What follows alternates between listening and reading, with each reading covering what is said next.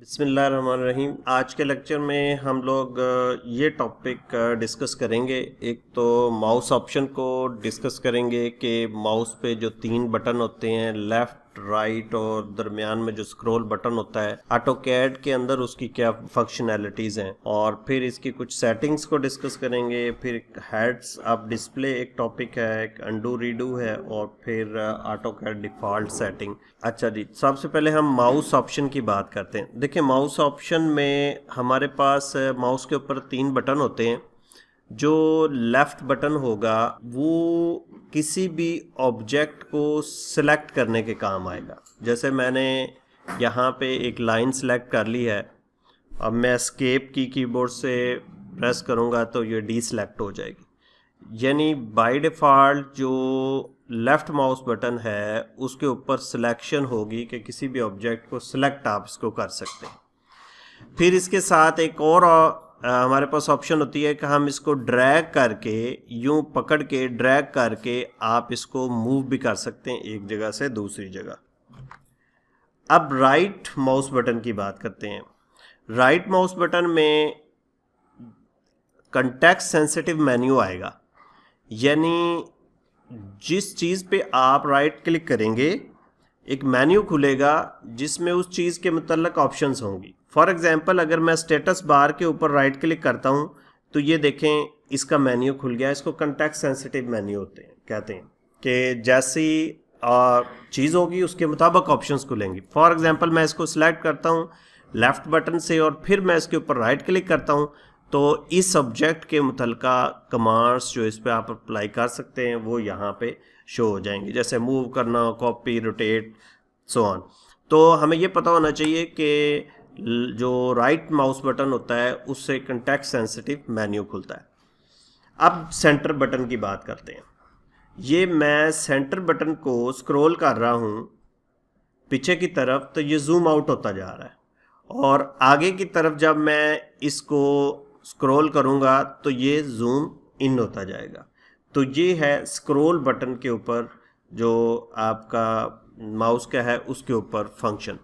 तो left mouse button में आपका सिलेक्शन होगी किसी भी ऑब्जेक्ट को जब आप क्लिक करेंगे। राइट माउस बटन पे कंटेक्स्ट सेंसिटिव मेन्यू आएगा, और जो स्क्रॉल है वो जूम इन और जूम आउट करने के काम आएगा। अभी ये जो मेरे पास माउस को आप नज़र आ रहे होंगे, ये प्लस का साइन जो माउस का शेप बनी हुई है इसको क्रॉस हेयर बोलते हैं। अब इसका साइज़ भी आप कम या ज़्यादा कर सकते हैं। अब वो कैसे करेंगे? यहाँ पे आप फाइल मेन्यू में जाएंगे और यहाँ पे आपको एक बटन मिलेगा ऑप्शंस का, इसको आपने क्लिक कर देना है। जब ऑप्शन के बटन को क्लिक करेंगे तो ये काफ़ी सारे टैब्स आ जाएंगे, file, display, open, save and so on.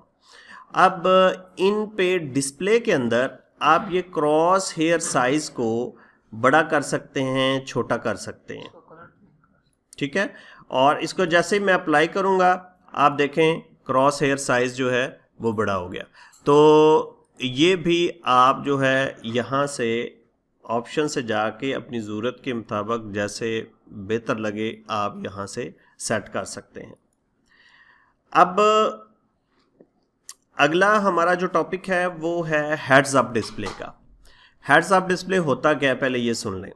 देखें, जब भी मैं यहाँ पे एक लाइन लगाने लगा हूँ तो आप देखें आपके माउस के साथ इंस्ट्रक्शंस के लिए एक ऑब्जेक्ट खुला है। जैसे ये उसने कहा फर्स्ट पॉइंट, सेकंड पॉइंट।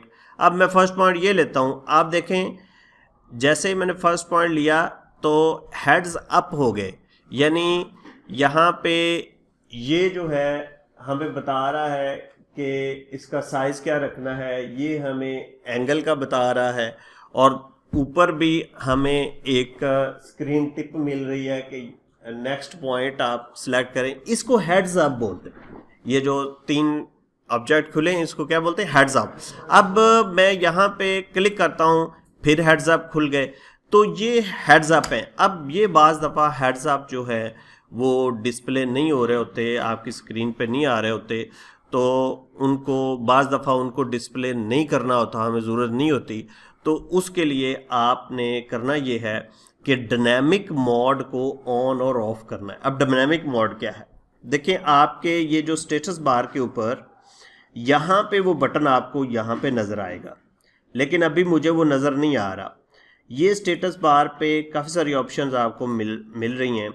अब इन ऑप्शंस को कम या ज़्यादा कर सकते हैं, यानी स्टेटस बार को आप कस्टमाइज़ भी कर सकते हैं। ये 3 बटन आपको नज़र आ रहे होंगे, इनको जब आप क्लिक करेंगे तो ये पूरी लिस्ट खुल जाएगी। जिन जिन पे ये टिक का निशान है वो ऑब्जेक्ट यहाँ पे नज़र आ रहे होंगे, वो कमांड्स यहाँ पे नज़र आ रही होंगी, और जिन पे टिक का निशान नहीं है वो नहीं नज़र। जैसे ये डायनेमिक इनपुट अभी हमें ज़रूरत है, तो हम इसको क्लिक करेंगे तो डायनेमिक इनपुट जो है वो यहाँ पे, ये देखें ये आइकॉन इसका शो हो गया, ठीक है। अब ये देखें मैं यहाँ पे क्लिक करता हूँ तो हेड्स अप आ रहे हैं। अगर मैं डायनेमिक मोड ऑफ कर दूंगा, ये देखें मैंने इसको ऑफ कर दिया, अब मेरे पास कोई हेड्स अप डिस्प्ले नहीं हो रहा। तो अगर आपको हेड्स अप डिस्प्ले नहीं चाहिए तो आप डायनेमिक मोड को ऑफ कर लें, और अगर आपको हेड्स अप डिस्प्ले चाहिए तो डायनेमिक मोड को ऑन कर लें। अभी मैंने ऑन कर लिया।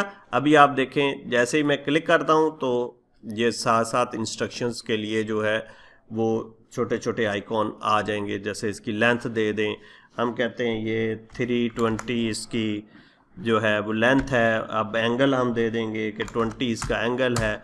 तो इस तरह ये यानी आप रियल टाइम पे स्क्रीन के ऊपर इनपुट देते हैं हेड्स अप डिस्प्ले की मदद से।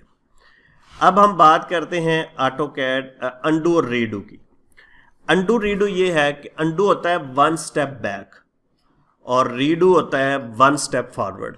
फॉर एग्जांपल हमने यहाँ पे एक लाइन लगाई, अब हम चाह रहे थे नहीं हम 1 स्टेप बैक चले जाएं, ये नहीं लगानी थी, तो फिर आप अंडू करेंगे।